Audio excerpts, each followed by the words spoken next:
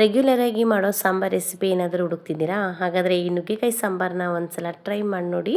ತುಂಬಾ ಸಿಂಪಲಾಗಿ ಈಸಿಯಾಗಿ ನುಗ್ಗೆಕಾಯಿ ಸಾಂಬಾರನ್ನ ಹೇಗೆ ಮಾಡೋದು, ಏನೆಲ್ಲ ಸಾಮಗ್ರಿಗಳನ್ನ ಈ ನುಗ್ಗೆಕಾಯಿ ಸಾಂಬಾರಿಗೆ ಬಳಸಿದ್ದೀನಿ ಅನ್ನೋದನ್ನು ನೋಡ್ಕೊಂಡು ಬರೋಣ. ಫಸ್ಟು ಅವರೆಬೇಳೆ ಮತ್ತು ತೊಗರಿಬೇಳೆ ಎರಡನ್ನೂ ಸಹ ನೀಟಾಗಿ ವಾಶ್ ಮಾಡಿಕೊಂಡು ಬೇಯೋದಕ್ಕೆ ಇಟ್ಕೊಂಡಿದ್ದೀನಿ. ಫಸ್ಟು ಬೇಳೆನ ಬೇಯಿಸ್ಕೊಂಡ್ಬಿಡೋಣ. ಅದಕ್ಕೆ ಒಂದು ಕುಕ್ಕರ್ಗೆ ಹಾಕ್ಕೊಂಡು 3 ವಿಷಲ್ನ ಕೂಗಿಸ್ಕೊಳ್ಳೋಣ. ಅಷ್ಟರೊಳಗೆ ಪರ್ಫೆಕ್ಟಾಗಿ ಬೆಂದಿರುತ್ತೆ. ಬೇಳೆ ಬೇಯೋಷ್ಟರೊಳಗೆ ಇನ್ನೊಂದು ಕಡೆ ನೀರು ಇಟ್ಕೊಂಡಿರೋಣ. ಆಮೇಲೆ ನುಗ್ಗೆಕಾಯಿನ ಒಂದೇ ಸೈಜಲ್ಲಿ ಈ ರೀತಿ ನೀಟಾಗಿ ಕಟ್ ಮಾಡಿ ವಾಶ್ ಮಾಡಿ ಇಟ್ಕೊಬೇಕು. ನೋಡಿ, ಇದು ನಮ್ಮನೇಲೆ ಬೆಳೆದಿರುವಂಥ ನುಗ್ಗೆಕಾಯಿ. ತುಂಬಾ ಟೇಸ್ಟಿಯಾಗಿರುತ್ತೆ. ಹೋಮ್ ಮೇಡ್ ನುಗ್ಗೆಕಾಯಿ ಅಂತಲೇ ಹೇಳ್ಬೋದು. ಸಖತ್ತು ಟೇಸ್ಟಿಯಾಗಿರುತ್ತೆ ಸಾಂಬಾರು. ನೋಡಿ, ಇದನ್ನೆಲ್ಲ ಒಂದು ಸೈಜಲ್ಲಿ ಕಟ್ ಮಾಡಿ ಇಟ್ಕೊಂಡಿದ್ದೀನಿ. ಇವಾಗ ನೀರು ಚೆನ್ನಾಗಿ ಕುದಿಬೇಕಾದ್ರೆ ನುಗ್ಗೆಕಾಯಿನ ಹಾಕ್ಕೊಬೇಕು. ಆಮೇಲೆ ನುಗ್ಗೆಕಾಯಿ ಜೊತೆನೇ 2 ಟೊಮೊಟೊ, 1 ಈರುಳ್ಳಿನ ಚಿಕ್ಕದಾಗಿ ಕಟ್ ಮಾಡಿಕೊಂಡು ಹಾಕ್ಕೊಂಡಿದ್ದೀನಿ. ಇವಾಗ ನುಗ್ಗೆಕಾಯಿ ಚೆನ್ನಾಗಿ ಬೇಯೋದಕ್ಕೆ ಬಿಟ್ಕೊಳ್ಳೋಣ.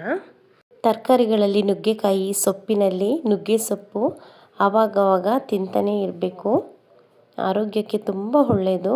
ನೋಡಿ, ಇವಾಗ ಬೇಯಬೇಕಾದ್ರೆ ಸ್ವಲ್ಪ ಉಪ್ಪು ಹಾಕ್ಕೊಳ್ಳೋಣ. ಹೋಳಿಗೆಲ್ಲ ಚೆನ್ನಾಗಿ ಹಿಡಿಯುತ್ತೆ ಉಪ್ಪು. ಆಮೇಲೆ ಬೇಯಿಸ್ಕೊಂಡಿದ್ದೀವಲ್ಲ ಆ ಬೇಳೆನ ಈ ಟೈಮಲ್ಲಿ ಹಾಕ್ಕೊಬೇಕು. ನುಗ್ಗೆಕಾಯಿ 3/4% ಬೆಂದಮೇಲೆ ಹಾಕ್ಕೊಳ್ಳೋಣ. ಯಾಕಂದರೆ ಆಲ್ರೆಡಿ ಬೇಳೆ ಬೆಂದಿರುತ್ತಲ್ವ, ಹಾಗಾಗಿ ನುಗ್ಗೆಕಾಯಿ ಅರ್ಧ ಅಥವಾ 3/4% ಬೆಂದಮೇಲೆ ಬೇಳೆ ಹಾಕ್ಕೊಂಡು ಒಂದು ಸಲ ಮಿಕ್ಸ್ ಮಾಡ್ಕೊಳ್ಳೋಣ.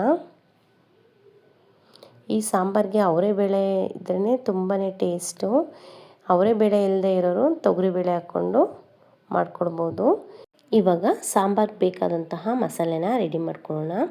2 ಈರುಳ್ಳಿ, 1 ಟೊಮೊಟೊ ತೊಗೊಂಡಿದ್ದೀನಿ. ಆಲ್ರೆಡಿ 2 ಟೊಮೊಟೊ ಹಾಕಿದ್ದೀನಿ. ಇವಾಗ ಸ್ವಲ್ಪ ಕೊತ್ತಂಬರಿ ಸೊಪ್ಪು ಮತ್ತು ಸ್ವಲ್ಪ ಬೆಳ್ಳುಳ್ಳಿ, 1 ಕಪ್ ಆಗುವಷ್ಟು ಹಸಿ ಕೊಬ್ಬರಿ ಹಾಕ್ಕೊಂಡು ಸ್ವಲ್ಪ ನೀರು ಹಾಕ್ಕೊಂಡು ಚೆನ್ನಾಗಿ ನುಣ್ಣಗೆ ರುಬ್ಕೊಳ್ಳೋಣ.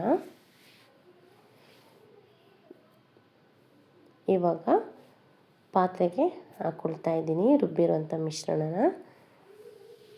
ಮತ್ತು ಜಾರೆಲ್ಲ ನೀಟಾಗಿ ವಾಶ್ ಮಾಡಿಕೊಂಡು ಅದೇ ನೀರನ್ನ ಸ್ವಲ್ಪ ಹಾಕ್ಕೊಳ್ಳೋಣ.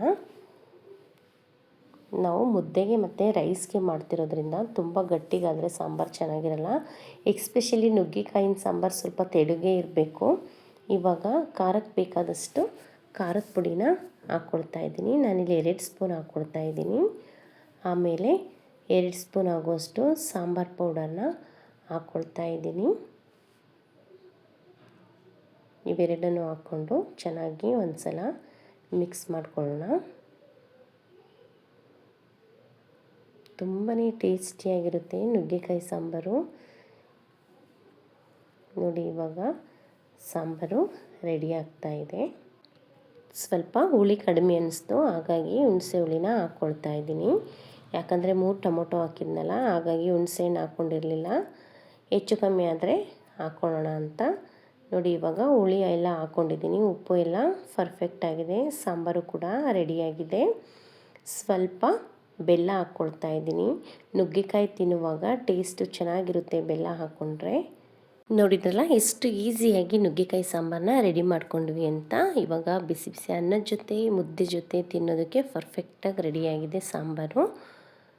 ತುಂಬ ಸಿಂಪಲಾಗಿ ಮಾಡ್ಕೊಂಡ್ವಿ. ಈ ವಿಡಿಯೋ ನಿಮಗೆ ಇಷ್ಟ ಆಗಿದರೆ ಪ್ಲೀಸ್ ಈ ವಿಡಿಯೋಗೊಂದು ಲೈಕ್ ಮಾಡಿ, ಶೇರ್ ಮಾಡಿ ಮತ್ತು ಕಮೆಂಟ್ ಮಾಡಿ. ಸಬ್ಸ್ಕ್ರೈಬ್ ಆಗದೆ ಆಗಿ ವಿಡಿಯೋ ನೋಡ್ತಾ ಇದ್ದರೆ ಪ್ಲೀಸ್ ನಮ್ಮ ಚಾನಲ್ನ ಸಬ್ಸ್ಕ್ರೈಬ್ ಮಾಡಿ. ಇವಾಗ ಸಾಂಬಾರಿಗೆ ಒಂದು ಚಿಕ್ಕ ಒಗ್ಗರಣೆ ಹಾಕ್ಕೊಳ್ಳೋಣ. ಸ್ವಲ್ಪ ಎಣ್ಣೆ ಕಾಸ್ಕೊಂಡು ಎಣ್ಣೆಗೆ 1/4 ಸ್ಪೂನ್ ಸಾಸಿವೆ ಮತ್ತು ಒಂದು 5-6 ಎಸಳು ಕರಿಬೇವು ಹಾಕ್ಕೊಂಡು ಒಗ್ಗರಣೆನ ಸಾಂಬಾರಿಗೆ ಮಿಕ್ಸ್ ಮಾಡಿಕೊಂಡ್ರೆ ಸಾಂಬಾರು ಪರ್ಫೆಕ್ಟಾಗಿ ರೆಡಿ ಆಯಿತು. ನೋಡಿದಲ್ಲ ಎಷ್ಟು ಚೆನ್ನಾಗಾಗಿದೆ ಸಾಂಬಾರಂತ. ತಿನ್ನೋದಕ್ಕೂ ಅಷ್ಟೇ ಟೇಸ್ಟಿಯಾಗಿರುತ್ತೆ. ನೀವು ಒಂದ್ಸಲ ಮನೆಯಲ್ಲಿ ಈ ರೀತಿ ನುಗ್ಗೆಕಾಯಿ ಸಾಂಬಾರನ್ನ ಟ್ರೈ ಮಾಡಿ. ತುಂಬಾ ಇಷ್ಟ ಆಗುತ್ತೆ ಮತ್ತು ಮನೆಯಲ್ಲೂ ಸಹ ಎಲ್ಲರೂ ಇಷ್ಟಪಟ್ಟು ತಿಂತಾರೆ. Thank you.